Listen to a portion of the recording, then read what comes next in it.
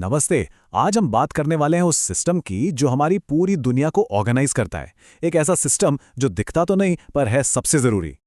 तो सबसे पहले एक सवाल, बहुत ही बेसिक सा लेकिन बहुत बड़ा सवाल। इस इतनी बड़ी पृथ्वी पर किसी एक खास जगह को कोई कैसे ढूंढ सकता है? इसका जवाब है एक ग्रिड, एक छिपा हुआ इमेजिनरी ग्रिड जो पूरी पृथ्वी पर फैला हुआ है। इसको समझने के लिए आइए कुछ जरूरी बातों से शुरू करते हैं। अच्छा, तो इस ग्लोबल एड्रेस सिस्टम को बनाने के लिए सबसे पहले हमें कुछ रेफरेंस पॉइंट्स चाहिए, है ना? सोचिए, पृथ्वी के दो फिक्स्ड पॉइंट्स हैं, नॉर्थ पोल और साउथ पोल। बस यही है हमारे पहले दो रेफरेंस पॉइंट्स, हमारे पूरे ग्रिड की नींव। अब जरा सोचिए, एक काल्पनिक लाइन जो इन दोनों पोल्स के ठीक बीचों बीच पृथ्वी को उत्तरी और दक्षिणी दो बराबर हिस्सों में बांटती है। इसी को हम कहते हैं भूमध्य रेखा या इक्वेटर। ये है हमारी 0 डिग्री की शुरुआती लाइन। ठीक है, रेफरेंस पॉइंट मिल गया। अब खींचते हैं हमारे ग्रिड की पहली तरह की लाइनें, यानी अक्षांश। ये हैं वो हॉरिजॉन्टल सर्कल्स जो इक्वेटर के पैरेलल चलती हैं, मतलब उसके समानांतर। और इनका काम क्या है? ये हमें बताती हैं कि कोई जगह इक्वेटर से नॉर्थ में कितनी दूर है या साउथ में कितनी दूर है। अच्छा, इक्वेटर और पोल्स के अलावा 4 और अक्षांश रेखाएं हैं जो बहुत जरूरी हैं। कर्क रेखा, मकर रेखा, आर्कटिक वृत्त और अंटार्कटिक वृत्त। और ये जरूरी क्यों है? क्योंकि यही तो हैं जो पृथ्वी के क्लाइमेट जोन्स तय करती हैं। और ये जो काल्पनिक रेखाएं हैं ना, इनका हमारी जलवायु पर बिल्कुल सीधा और बहुत गहरा असर पड़ता है।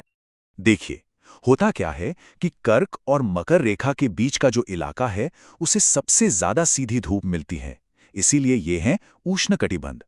और जैसे जैसे हम ध्रुवों की तरफ जाते हैं, सूरज की किरणें तिरछी होती जाती हैं, तो वहां तापमान कम होता है, जिससे शीतोष्ण और शीतकटिबंध बनते हैं। तो ठीक है, हमें नॉर्थ साउथ का तो पता चल गया, पर ईस्ट वेस्ट का क्या? किसी जगह का पूरा पता जानने के लिए वो भी तो जरूरी है। तो उसके लिए हमें चाहिए दूसरी तरह की रेखाएं। ये हैं देशांतर, यानी लॉन्जिट्यूड। ये खड़ी रेखाएं होती हैं। सोचिए, जैसे संतरे की फांकें होती हैं ना, बिल्कुल वैसे ही ये नॉर्थ पोल से शुरू होकर साउथ पोल तक जाती हैं। अब सवाल ये है कि इन खड़ी लाइनों में से हम 0 डिग्री किसे माने? तो एक इंटरनेशनल एग्रीमेंट के तहत ये तय किया गया कि जो लाइन लंदन के ग्रीनविच से गुजरती है, जहां ब्रिटिश रॉयल ऑब्जर्वेटरी है, उसे ही हम 0 डिग्री देशांतर यानी प्राइम मेरिडियन मानेंगे। तो चलिए इन दोनों में फर्क को एक बार फिर से समझ लेते हैं। अक्षांश रेखाएं जो ईस्ट वेस्ट चलती हैं वो पूरे सर्कल्स होती हैं और ध्रुवों की तरफ छोटी होती जाती हैं। वहीं देशांतर रेखाएं जो नॉर्थ साउथ चलती हैं वो सेमी सर्कल्स होती हैं और सबकी लंबाई बराबर होती है। और जब हम इन दोनों तरह की रेखाओं, अक्षांश और देशांतर, को एक साथ मिला देते हैं तो क्या बनता है? एक पूरा ग्रिड, बिल्कुल एक चेस बोर्ड की तरह। और इसी ग्रिड की मदद से हम पृथ्वी पर किसी भी जगह को एक यूनिक एड्रेस दे सकते हैं।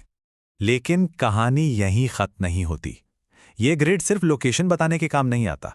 एक और बहुत बड़ी पहेली है जो ये सुलझाता है, और वो है समय। इसका पूरा गणित बहुत ही सरल है। देखिए, पृथ्वी 24 घंटे में पूरा 360 डिग्री घूम जाती है, मतलब 1 घंटे में 15 डिग्री। और अगर इसे और छोटा करें तो हर 4 मिनट में 1 डिग्री। बस यही है समय का पूरा हिसाब। अब क्योंकि पृथ्वी वेस्ट टू ईस्ट घूमती है, जरा सोचिए, इसका मतलब यह हुआ कि जो जगह ग्रीनविच से ईस्ट में है वहां सूरज पहले निकलेगा, है ना? तो जाहिर है उनका समय ग्रीनविच से आगे होगा, और जो वेस्ट में है उनका समय पीछे। और इसी देशांतर वाले सिस्टम के आधार पर पूरी दुनिया को 24 अलग अलग टाइम जोन्स में बांटा गया है। हर टाइम जोन लगभग 15 डिग्री का होता है। चलिए आप इसे भारत के उदाहरण से समझते हैं कि ये सब काम कैसे करता है। भारत का जो स्टैंडर्ड टाइम है वो जिस देशांतर रेखा से तय होता है वो है 82.5 डिग्री ईस्ट, मतलब ग्रीनविच से 82.5 डिग्री पूर्व में। तो अब अगर हम अपना वो 15 डिग्री प्रति घंटे वाला हिसाब लगाएं तो 82.5 डिग्री का मतलब हुआ ठीक 5.5 घंटे, यानी Indian standard time Greenwich mean time से 5 घंटे 30 मिनट आगे है। तो इसका मतलब ये हुआ कि जब लंदन में दोपहर के 2 बज रहे होंगे तो उस वक्त भारत में शाम के 7:30 बज रहे होंगे, और ये फर्क हमेशा बना रहता है। तो इस एक शानदार ग्रिड ने लोकेशन और टाइम की सदियों पुरानी गुत्थी को तो सुलझा दिया। लेकिन आज की इस हाइपर कनेक्टेड दुनिया में ये एक नया सवाल भी खड़ा करता है। क्या ये 24 टाइम जोन वाला सिस्टम आज भी हमारे समय को मैनेज करने का सबसे बेहतर तरीका है? सोचने वाली बात है।